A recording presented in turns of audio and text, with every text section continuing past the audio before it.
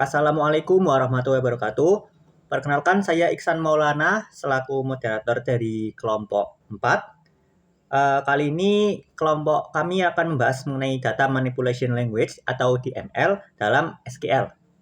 Sebelum memulai materinya, izinkan saya memperkenalkan anggota kelompok 4 yang terdiri dari pertama Muhammad Rofi Nur Fasyih dengan NIM 404-250-07, Iksan Maulana, saya sendiri 404-250-11, Pasaver Pitama dengan NIM 404-250-31, dan yang terakhir Muhammad Fabian Ardiansyah dengan NIM 404-250-36. Kalau begitu, saya akan langsung memulai ke materi yang pertama. Kita mulai dari pengertian DML. DML atau Data Manipulation Language adalah kumpulan perintah dalam SQL yang digunakan untuk mengelola dan memanipulasi data di dalam database. DML memungkinkan pengguna untuk menambah, mengubah, menghapus, dan mengambil data dari tabel-tabel yang ada. Perbedaan utama DML dengan perintah SQL lainnya adalah DML tidak mengubah struktur tabel atau database. Perintah DML hanya bekerja pada isi data, bukan pada definisi skema seperti kolom atau tipe data. DML memiliki peran yang sangat penting dalam aktivitas pengolahan data database setiap hari. Hampir semua operasi yang melibatkan interaksi dengan data, baik itu menyimpan informasi baru, memperbarui record, atau menampilkan laporan menggunakan perintah-perintah DML. Selanjutnya ada fungsi DML. Fungsi DML antara lain yaitu menambah data baru, menggunakan perintah insert untuk memasukkan data record atau data baru ke dalam tabel database sesuai kebutuhan. Yang kedua ada fungsi mengubah data tersimpan, menggunakan perintah update untuk memodifikasi atau membarui data yang sudah ada di dalam tabel. Fungsi ketiga yaitu menghapus dan menampilkan data. Delete digunakan untuk menghapus data dari tabel, dan select digunakan untuk menampilkan atau mengambil data dari database yang ada. Selanjutnya kita akan masuk ke materi perintah-perintah DML. Perintah-perintah DML antara lain salah satunya yaitu perintah insert. Perintah insert digunakan untuk menambahkan data baru ke dalam tabel database. Sintaks dasarnya yaitu insert into mahasiswa dalam kurung NIM nama jurusan, values, terus kalian masukin name yang akan digunakan, terus namanya dan jurusannya apa. Kalau di sini kan ada name-nya A11.2024.001 dengan nama Muhammad Rofi dan jurusannya Teknik Informatika. Penjelasannya yaitu insert into itu digunakan untuk menentukan tabel tujuan. Terus kolom dalam tanda kurung yaitu field yang akan diisi. Dan values yaitu nilai data yang akan dimasukkan ke dalam kolom yang ditanda kurung itu. Perintah ini memungkinkan penambahan satu atau beberapa baris data sekaligus ke dalam tabel yang ditentukan. Kalau begitu kita akan langsung mulai ke instruksinya saja. Nah, sekarang kita sudah berada di aplikasi Laragon di PHP MyAdmin. Kita sekarang akan mengimplementasikan perintah insert di Laragon ini. Oke. Pertama, kalian bikin database-nya dulu dengan cara klik new, terus masuk ke SQL. Nah, setelah itu kalian ketik create database. Nah, setelah itu kalian bebas memilih nama apa yang akan kalian gunakan untuk database-nya ini. Misal, namanya itu adalah mahasiswa. Terus kalian jangan lupa kasih titik koma. Setelah itu kalian go. Oke, kalau seperti ini berarti artinya sudah jadi ya. Di sini bisa terlihat ada database yang bernama mahasiswa. Nah, ini. Setelah itu, saya akan menggunakan database yang ini saja. Nggak jadi, yang ini saja. Oke, setelah itu kalian masuk ke database mahasiswa itu, terus kalian pilih SQL. Nah, terus kalian ketik create tabel misal tabel mahasiswa.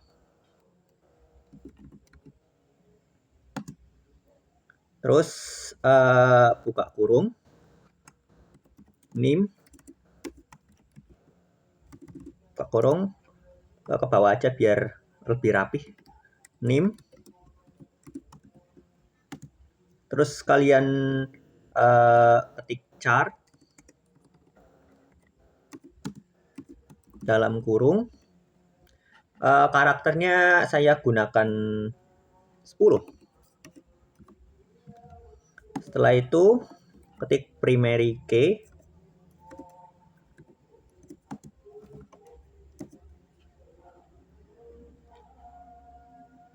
terus titik koma, enggak koma, bawahnya ketik lagi nama, ketik varchar dalam kurung misal 30. Sininya tulis not null biar namanya itu tidak boleh dikosongkan gitu loh. Koma. Terus yang terakhir ada jurusan. Pakainya varchar. Karena setiap jurusan namanya pasti beda-beda. Nah, kita isi dengan 30 juga. Oke. Nah, setelah itu kalian tinggal kasih titik koma. Setelah semuanya selesai, kalian tinggal go saja. Ada yang salah ternyata.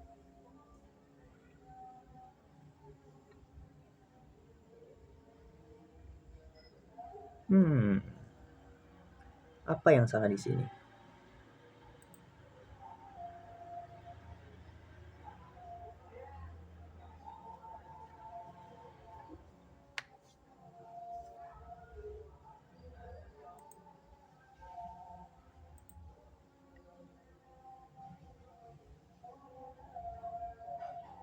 Oh, jangan lupa membuat tanda kurung di sini ya, guys ya. Nah, kalau kayak gini artinya tabel mahasiswa tadi sudah jadi. Kita tinggal klik tabel mahasiswa yang ada di database ini. Terus kalian lihat di sini kan masih kosong. Nah, masuk aja ke SQL. Setelah itu kalian CTRL-A, hapus semua. Habis itu kita masuk ke perintah insert. Tulis saja insert into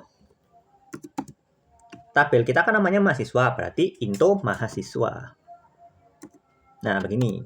Terus habis itu kalian buka kurung tutup kurung, terus isi sesuai dengan kolom yang ada di dalam tabel mahasiswa tersebut. Kan tadi kan kolomnya ada NIM, terus ada nama, dan ada jurusan. Setelah itu kalian ketik values. Ini buat nambahin nilai ke dalam ini kolom, ketiga kolom itu. Ada bergetar. Oke, setelah itu kalian jangan lupa gunakan buka kurung dan tutup kurung. Terus kalian masukin NIM-nya, misal NIM-nya itu 404 250 11. Terus namanya Iksan Maulana. Namanya Iksan aja, nggak usah panjang-panjang. Oke. Terus jurusannya Bistik. Oke. NIM-nya kita ganti yang pendek saja. Atau nggak usah. Ini contoh yang agak panjang. Nah. Terus ini bisnis digital. Oke, setelah itu kalian tinggal tambahin titik koma. Dan go. Ya, ada yang salah. Oh ya, jangan lupa kalian kasih ini tanda petik ini ya. Kalau nggak dikasih ini, nggak jalan program kalian.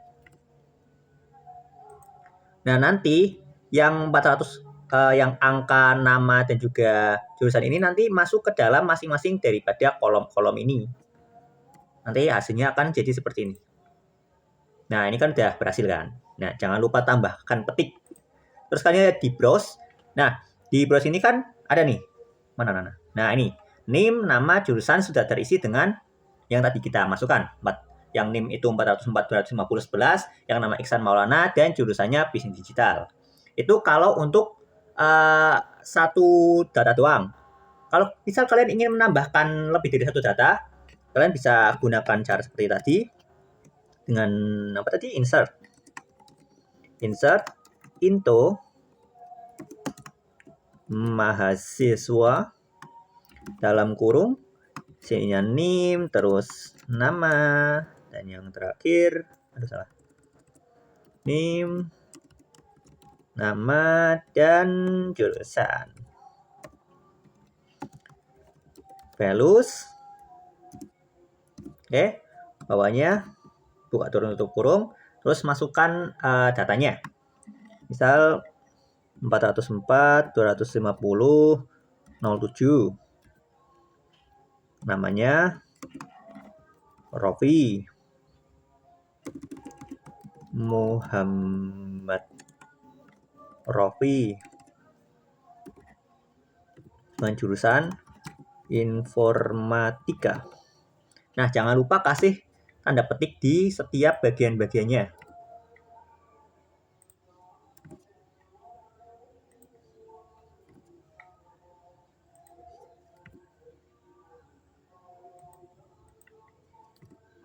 Nah, setelah itu kalian tinggal pencet koma, terus enter. Bawahnya kalian ketik aja kayak tadi. Jangan lupa petik 404 250 31,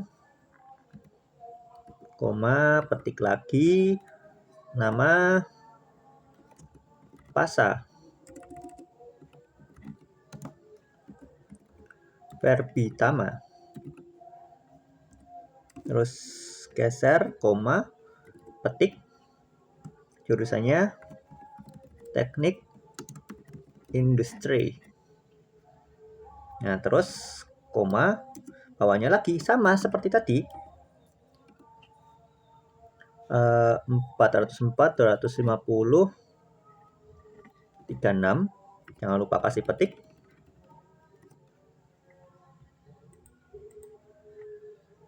Koma.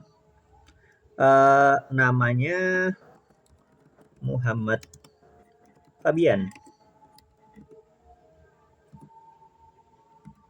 Geser koma, jurusannya gizi. Nah, setelah itu jangan lupa kalian memberikan titik koma. Kalau tidak dikasih titik koma nanti error. Nah, maka datanya hasilnya akan seperti ini. Nah, ini berhasil nih. Di browse-nya akan jadi seperti ini. Masuk semua kan? Dan ini nanti otomatis akan urut gitu ya kan? Sesuai dengan primary key-nya. Oke, segitu saja yang insert. Materi selanjutnya akan dijelaskan oleh rekan-rekan saya. Nah, lalu untuk materi selanjutnya, saya bahasa Verbitama dengan akhiran NIM 031. Nah, untuk perintah selanjutnya pada DML adalah perintah update yang digunakan untuk mengubah atau memperbarui data yang sudah tersimpan dalam tabel database. Dengan update, kita dapat memodifikasi nilai kolom tertentu pada baris yang memenuhi kondisi yang ditentukan. Dengan sintaknya, misal update, yaitu update tabel mahasiswa sejurusan ini merujuk pada kolom serta where name, yaitu merujuk pada baris. Lalu penjelasannya, yaitu update tadi menentukan tabel yang akan diubah datanya, lalu sejurusan yaitu sistem informasi, yaitu menetapkan nilai baru untuk kolom jurusan. Serta yang terakhir adalah where NIM A11 2020-24-001, yaitu kondisi untuk memilih baris yang akan diubah. Nah, Klausal ini penting karena digunakan untuk menghindari perubahan pada seluruh data dalam tabel. Nah, oke teman-teman, setelah tadi kita menjelaskan terkait pengertian dari update, lalu kita langsung saja dalam mengimplementasikannya ke dalam aplikasi Laragon PHP MyAdmin. Sebelumnya kita buka terlebih dahulu untuk aplikasinya. Nah, setelah sudah terbuka, kita langsung saja masuk ke MySQL. Tapi terlebih dahulu kita buat tabelnya, yaitu pada database-nya. Setelah kita buat, tinggal kita masukkan codingannya ke dalam MySQL. Tadi kan untuk sintaksnya yaitu update mahasiswa. Kita ketik dulu nih untuk update mahasiswa. Update mahasiswa ini berarti kita merujuk kepada tabel mana? Udah, yaitu tabel mahasiswa. Nah, lalu kita enter. Selanjutnya kita ketik yaitu set jurusan. Nah, sudah diketik, di sini ada set jurusan. Nah, sejurusan ini merujuk ke kolom mana yang akan kita ubah, yaitu pada kolom jurusan. Nah, setelah sudah kita ubah, sudah kita ketik sejurusan sama dengan di situ kita pilih jurusan mana yang akan kita ubah. Misal di sini kita akan ubah pada baris NIM 404 25031 dengan jurusan yang awal tadi database-nya itu teknik industri, akan kita ubah menjadi bisnis digital. Nah, sudah nih, kita ketik aja bisnis digital. Jangan lupa untuk diberi tanda petik ya, karena agar database satu sistem itu bisa terbaca.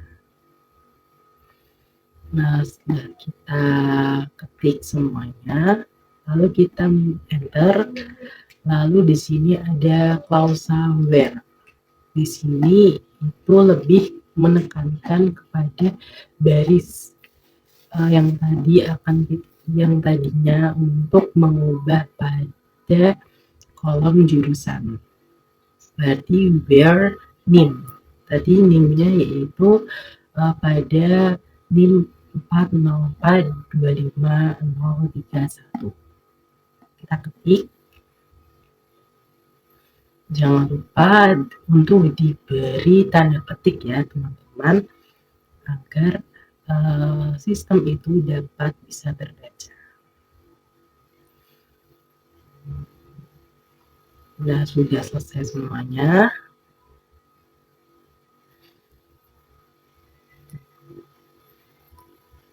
Oke, di situ tidak lupa dikasih koma dan kita go.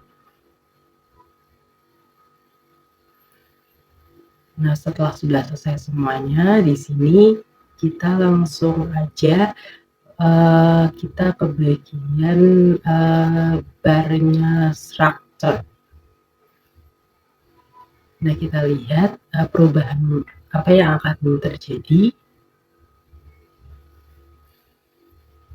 Nah, benar teman-teman, untuk tadi NIM dengan 404-25031 jurusan yang tadinya teknik industri, setelah diupdate maka menjadi jurusan bisnis digital gitu. Jadi intinya klausal where itu digunakan agar pada baris mana yang akan kita ubah. Jadi tidak semua baris kita ubah, namun baris mana yang lebih kita utamakan atau yang ingin kita ubah. Nah, halo, assalamualaikum. Di sini saya akan melanjutkan presentasi dari rekan saya yang sebelumnya, yaitu tentang perintah delete. Nah, perintah delete digunakan untuk menghapus data dari tabel database. Dengan delete kita dapat menghapus satu atau beberapa baris data sekaligus berdasarkan kondisi tertentu. Nah, contoh sintaksnya itu kita ketik delete from mahasiswa. Terus kalau saya menggunakan data yang kita akan hapus, kita menggunakan data NIM. Jadi where terusan NIM sama dengan terusan tabel yang akan dihapus. Nah, penjelasannya itu adalah delete from adalah menentukan tabel data yang akan dihapus. Nah, untuk where itu kondisi untuk memilih baris yang akan dihapus. Nah, tanpa where semua data dalam tabel akan terhapus. Nah, pentingnya selalu gunakan clause where untuk menghindari penghapusan seluruh data secara tidak sengaja. Nah, jadi saya akan praktikkan tentang cara menghapus kolom di dalam database. Nah, yang pertama-tama tuh kita masuk ke ini ke database, lalu masuk ke database yang kolomnya akan dihapus, lalu buka SQL, lalu ketik seperti yang tadi, yaitu delete from, terus ketik nama database kalian, lalu where-nya itu kolom database yang akan kalian hapus. Contohnya saya menggunakan ini where, sesuaikan dengan kolom yang akan kalian hapus ya. Lalu langsung saja di go.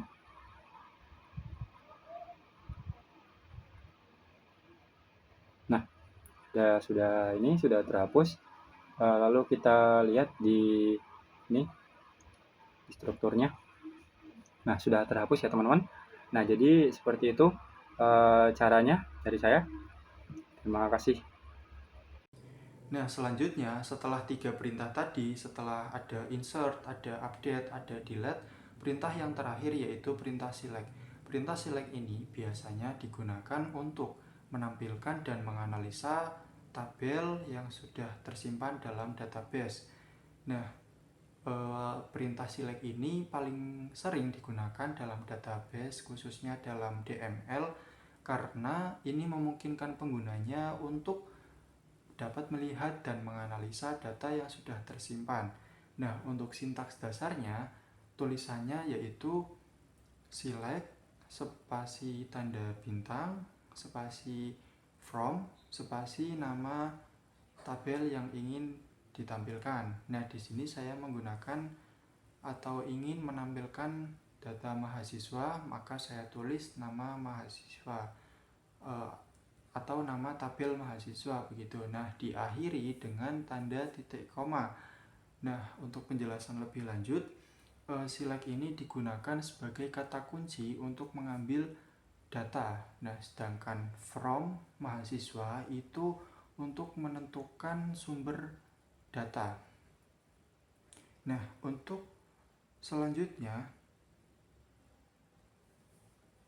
setelah tadi kita menuliskan sintaks dasarnya, setelah kita sudah selesai, nah nanti akan keluar tuh semua baris dan kolom dari tabel yang tadi kita cari, dari tabel mahasiswa. Nah, kalau teman-teman mau mencari data lain atau mencari kolom lain juga bisa dengan mengganti tanda bintang menjadi nama kolom yang diinginkan. Contohnya select spasi nim, koma, nama, from mahasiswa, dan jangan lupa diakhiri dengan tanda titik koma. Nah, untuk lebih lengkapnya, mari kita langsung saja praktik penggunaan perintah select dalam Data Manipulation Language atau DML menggunakan aplikasi PHP MyAdmin atau Laragon ya, biasanya juga bisa.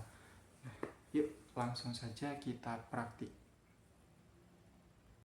Nah, di sini saya akan membuat atau menampilkan tutorial bagaimana penggunaan perintah select ini bisa berfungsi atau bekerja. Nah, caranya teman-teman bisa ketik saja perintahnya, yaitu select, kemudian spasi, tanda bintang, spasi from, spasi nama tabel dari data yang ingin teman-teman tampilkan.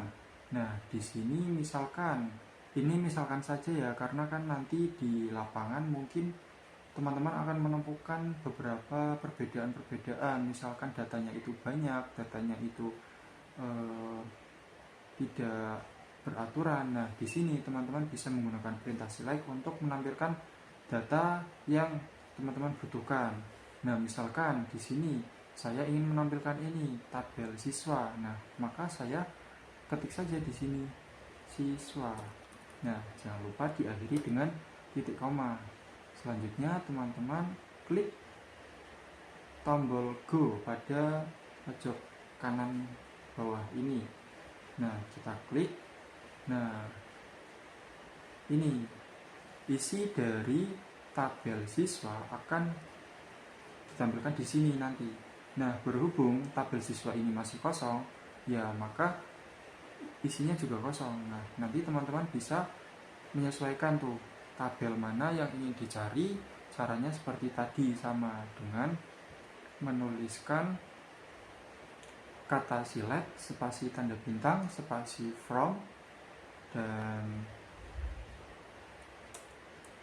spasi nama tabel yang ingin dicari, dan juga diakhiri dengan tanda titik koma seperti ini ya. Nah, gitu. Nah, itu dia tadi 4 perintah dalam DML atau Data Manipulation Language dalam SQL. Nah, selanjutnya kita akan membahas nih karakteristik apa sih yang ada pada DML ini. Nah, yang pertama itu di dalam DML itu fokus pada isi data. DML itu kan berhubungan langsung ya dengan isi data pada tabel, bukan struktur database. Jadi nantinya setiap perintah DML yang beroperasi pada record dan nilai data yang tersimpan akan fokus pada isi datanya saja. Nah, selanjutnya struktur tetap utuh. Perintah DML tidak mengubah struktur database seperti kolom atau tipe data, hanya konten data yang dimanipulasi tanpa mempengaruhi skema tabel. Nah, karakteristik yang terakhir dari DML itu adalah dukungan klausa dan transaksi. DML mendukung klausa where untuk kondisi spesifik serta transaksi seperti commit untuk menyimpan dan rollback untuk membatalkan perubahan.